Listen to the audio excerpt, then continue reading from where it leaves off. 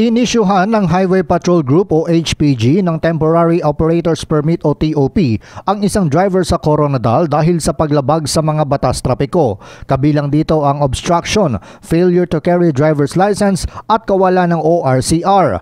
Kaya sa panayam ng Radyo Bida, mahigpit na pinabulaanan ni HPG 12 Chief Colonel Benito Recopuerto ang paratang ng driver na sinita siya na walang dahilan. Binigyang diin pa ni Recopuerto na lehitimo ang kanilang anti-carnapping operation sa National Highway Barangay Paraiso sa Coronadal nitong Agosto 19.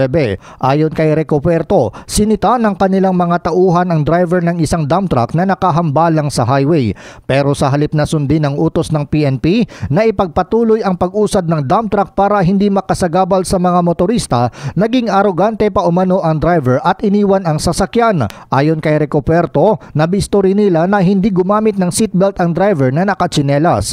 Mariing pinabulaanan ni Recopuerto ang kumakalat na video sa social media na di umano'y pamimilit ng kanilang mga tauhan sa dump truck driver. Inihahanda na ng HPG ang mga kaso laban sa nasabing driver. Ang dump truck ay na-turn over na ng HPG sa LTO 12. Rin na dapat ipakita niyang the whole video, no? Makita ganin ako dito, ang actation ng mga civilian mo tabang mga sa pulis. Ika naman kung pag-abot sa kuan nga di ka magpatuo sa highway, you will be posing danger. Delikado kayo na kayong mamot na dako ka sa kinanang iyang dala eh. Si HPG 12 Chief Colonel Benito Recopuerto. Ang PNP HPG ay maaaring mag-issue ng TOP sa motorista na lumabag sa batas trapiko. Sa pamamagitan ng TOP, pinapayagan pa rin makapagmaneho ang motorista sa loob ng limitadong oras. Karaniwan ito ay may bisa sa loob ng 72 oras.